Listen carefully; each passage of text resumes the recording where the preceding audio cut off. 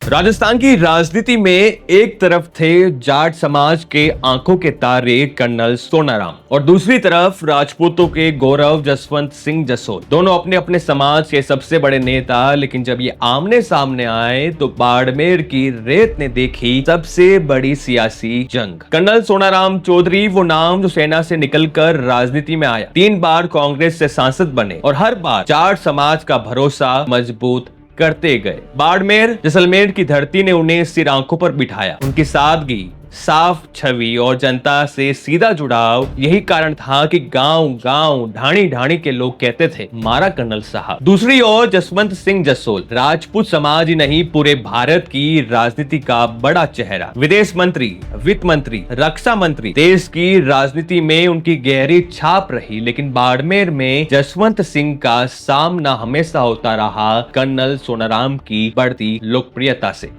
राजपूत और जाट दोनों समाज के अपने अपने नेता, लेकिन दोनों की राहें कभी साथ नहीं आई। कांग्रेस में रहते हुए सोनाराम और भाजपा में जसवंत सिंह दोनों ही अपने समाज के सबसे मजबूत पिलर। जब सोनाराम की पकड़ गांव-गांव में बढ़ने लगी तो राजपूत समाज को लगा अब सियासी किला चुनौती में है। यहीं से शुरू हुई जसवंत बनाम सोनाराम की कहानी, एक कहानी जिसमें समाज, जाति और सत्ता सब दांव पर लगे थे।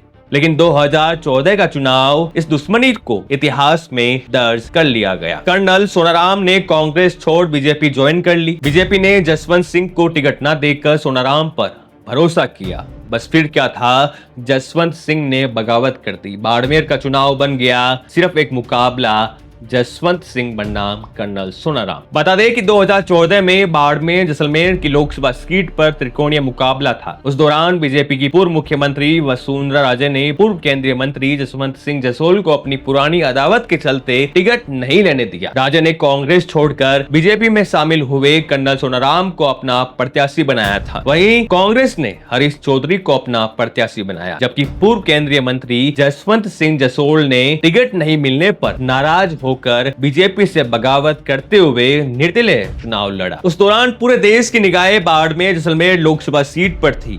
2014 के लोकसभा चुनाव में बीजेपी प्रत्याशी कर्नल सोनाराम को जीत मिली थी।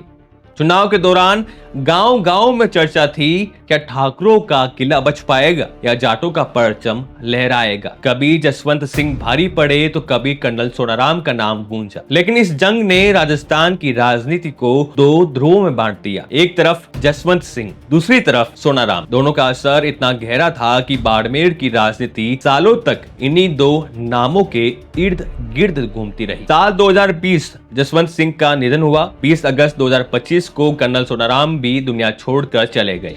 आज ये दोनों नेता हमारे बीच नहीं है, लेकिन राजस्थान की राजनीति की रेत पर उनकी जंग की लकीरें हमेशा याद की जाएगी। ये थी उस सियासी दुश्मनी की कहानी जहां समाज और सत्ता के बीच जन्मी 2 दिग्गज नेताओं की जंग। कहानी जसवंत सिंह बनाम कर्नल सोनाराम की, जो आने वाली पीढ़ियों के लिए सिर्फ राजनीति नहीं बल्कि इज्जत, समाज और संघर्ष की मिसाल रहेगी। कैसी लगी आपको ये रिपोर्ट, कमेंट में जरूर बताएं और बने रहिएगा खबरों के साथ। नमस्कार।